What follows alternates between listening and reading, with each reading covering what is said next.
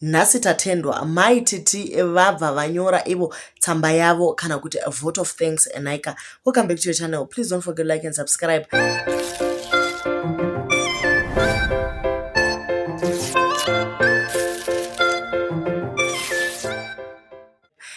Tikuona kuti vakawanda vari kuona vasati vasubscribe. Chingosubscribe ivo kana guys.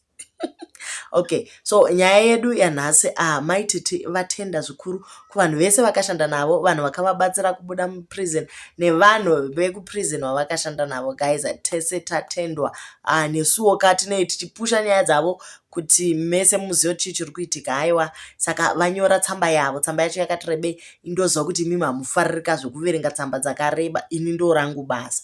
Ndichakuverengerai tsamba yavo, imi muchisuka henyu, muchibika, muchitsvaira, kungoisa maearphones nekukontinya nezvamuri kuita. Ini ndichikupai zvangu audio book redu iri. Handitika.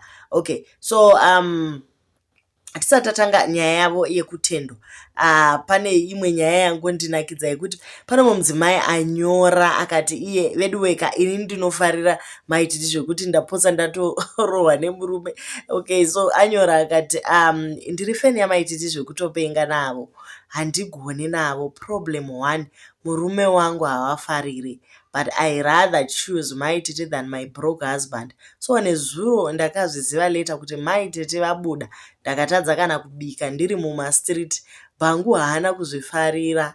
Ndakazoenda kubedroom kuma11 ndanyatsomeka sure kuti hapana achaita live, and bhangu ainondidedza, uya tiite ndoda kurara. Ndakamunyima.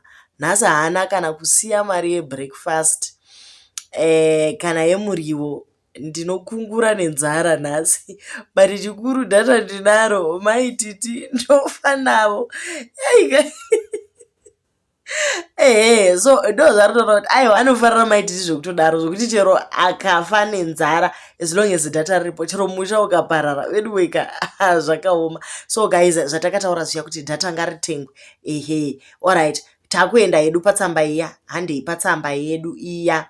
Okay, so my salutations go out to you all who have joined me for this momentous occasion. Veduweka musikana yanenge akatonodzidzira chirungu. Nyaya chirungu chacho chakakura. My salutation go out to you all as you have joined me for this momentous occasion, both physically and online.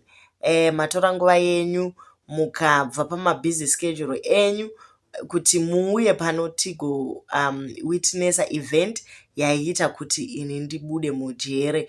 All protocols observed. Naika, ladies and gentlemen, first and foremost, rega ndikurumidze kutenda Mwari who never fails his own, and the faith of good people like you, I would not be here today. Isusu tisu tiri kurewa hanzi zvone. I speak today with humility and gratitude to thank the Almighty for his unconditional love towards me.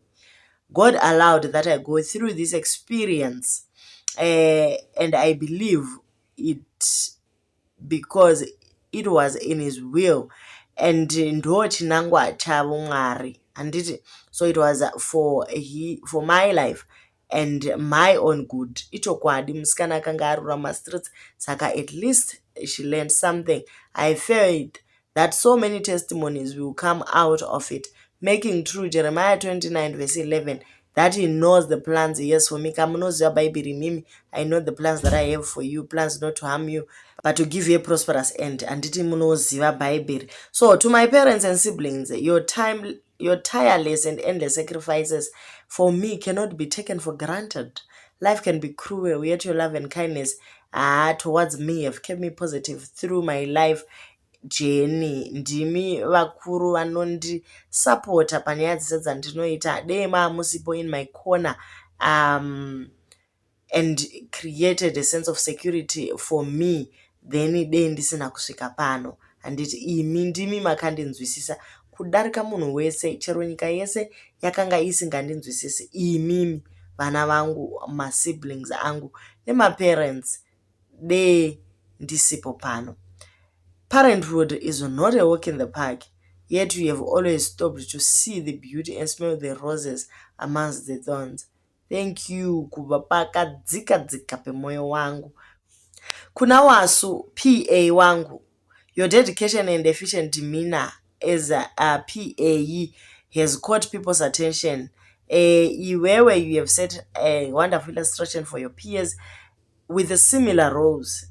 Ei, hatimbomira ipapo. Wasu musakangamwe ndiye akasara nevana. Wasu akasara achipusha page, vana kumboleka food, vana vakakontinua vachienda kuchikoro. It was actually from being a PA to actually becoming a deputy parent. Wasu akaita basa rakanaka zvikuru, guys. And he actually protected Mai Titi from a lot of criticism out there.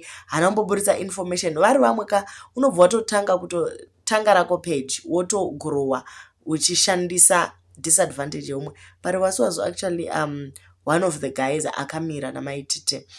I don't intend to shower you with flowery speech, but to let you know that I cherish your hard work and dedication, positivity, optimism, and making my burdens lighter. Ini zvangu ndiri pano ndiri kuti Wasu anogona kungopiwa promotion. Ndo zvandinofunga. Kana Wasu achida COS dei Mai Titi vamutsvakira zvachose, vamuitira zvese zvaanoda, asaramba achingori PA ka Wasu, agogonawo kutangawo mhuri yake azvimirire ega. Bedweka. To my best friend Mike Lowe, you remind me of what Oprah Winfrey said. Hey, sister vakaverenga mabhuku that lots of people want to ride with you in the limo, but what one need is one who is ready to ride them in the bus if the limo breaks down. You have been that kind of friend to me. I value our friendship because it has survived both the good and bad times, and therefore it is worthwhile. Thank you for riding the limo. Thank you for riding the bus with me. And I appreciate you, Shamwari. Because of the team UK, where my fans, my followers, I believe, imimi makaita zvikuru chaizo. It does not matter how great and small. You always inspire me in an amazing way. Makamira neni in good and bad times. I sincerely appreciate your tolerance and patience, and above all, taking interest in my work and showering me with love and kindness. Always, honestly, I look forward to cementing and making our relationship stronger. Please, guys, ignore noise with our background. To my lawyer, Mr. Tafadzwa Byron Muvame of Muvame Attorneys, you handled the appeal with so much wisdom and zeal. I was completely impressed by your communication skills and courage during the court sessions. I was also blown away by your integrity and all the hard work you put in. You worked tirelessly to ensure the best possible outcome on my behalf. Thank you, Wedwe Zikuru. I can now conduct my business again without any sort of interference. If it was not for your analytical skills and profound legal knowledge, the matter would not be settled by now. Tinotenda legal expertise yenyu neprofessionalism yakaenda above and beyond throughout appeal iyoyi. Thank you for protecting my brand. I feel so indebted to you. So ndo mashoko ava varutaura kuti Wedweka makashanda Mr. Muvami. Then vamwe lawyer Mr. Masango manga muripo from day one, and you always checked on me and showed me great support throughout. And made sure that I did not lose hope. Thank you. Above all, above all, to the love of my life, you remind me of Corinthians. Imiganiko munhu akatomuvha onika kubva panguva yana tinashe iya. Zvakaoma Wedwe, asi vari kuti ivo Corinthians, love is patient, love is kind, love is all, love does not boast, chichichi. Zvese yaiswa vhesi yese iyoyo. I'm blessed to have you on my side. Mai Titi vanodiwa zvachose. I love the fact that she doesn't give up on love. Chero iyo love iriyo yakavaisa behind bars, guys. Vari kungotiwo pana love of life. Handiti vakamira naye. Thank you all for supporting me financially, legally, emotionally, and many other ways. Kofanira kutendwa zvevana Ketina nemamwe ma-enemies anga aripo, anditi vakasara vachita kuti page rirambe richikura. Ko by kutukana navo zvaita kuti vanhu vamanye kunotarisa kuti latest dziri kuti chii. Nesuwo tinotendwa because takamanya nenyaya idzi, tikakupai nyaya idzi, nhasi vabuda vaenda kwakati kudotito, mangwana vaenda kuMount Darwin, tichimhanya nadzo tichikupai. Aiwa, isusu tatendwa nepedu pamusina kunzwa pamusoro apo. Saka tichaverenga one of a few comments here. Kurukunza, welcome back. You have done well to talk to your friends and thank everyone.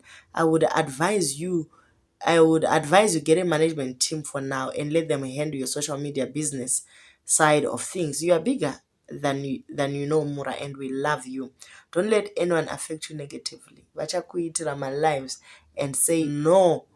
Concentrate on picking where wasu left. Moving forward, we have a brand to reboot, and we know my endorsements are waiting to see if we will be behaving well to represent them again. Uchirichi mama, Feli Mai Titi, you are the best going forward. Saka kuri kunzi izvoni aiwa ka Mai Titi mimi tiri kuda kutokuonai zvakare chero kumapati handiti mabrand akatomirira kuti atoshanda nemi, hapana chichakudzoserai kumasure. You are the got nhaika. Okay, so Mai Titi vari kufanira kutsvaka mamanager kuti vagomanage kwabrand ravo, but I think she has learned a lot. She can actually do that part. Agomanya nemapeji ko ukagara kausina social media for like 6 months or 4 months or 3 months, aiwa paunodzoka unenge wane mastrategy kuti kana ndochipinda chinhu ichi, ndochipinda so neso. Imi takaenda icho chimudhumest mumastreet zvinotonakigwa, especially zvizukuru bviri ari kubvira musikana handiti muri ari kupisa. Welcome vedway titendewo naBruno Furnitures. Aiwa akamira kuti Bruno zve asi here Bruno imikani. May God give you wisdom to use the gift in you for more success. No one can ever take that gift away from you, but the devil will keep trying to dim that light. Mai Titi, I pray you get better people around you to help manage that gift in you. You are greatness, and I hope you run away from all those who want you to shout and say bad things. And we appreciate you. We love you. I took time to read the whole passage, guys. God is going to reward the fact that you are wise. Aiwa, zvaendwa guys. Musikana adzoka. Musakakama guys. Kulaika nekukomenta pamwe chete nekushare. So yesterday mastreets anga atotanga zvatose. Almost every socialite was doing a live. Mai Titi this, Mai Titi that. Imigani. Akazoba akadi. Vanhu vakati aiwa kataneta nemi. Nasi tiri kupati uku. Vanhu vakarara kupati kwa Mai Titi vachifara. Vamwewo vanaketinana naRulavu nanani. Nana Patricia munhu wese angane live nana Chishambo vakatonyora kuti chiuya ikaku live. Live zacho dzati ma 300 400 kwamura uku ndokwaipisa kuchitsva chiri murutsoka zve kuti chambovaziva here naye anaketina icho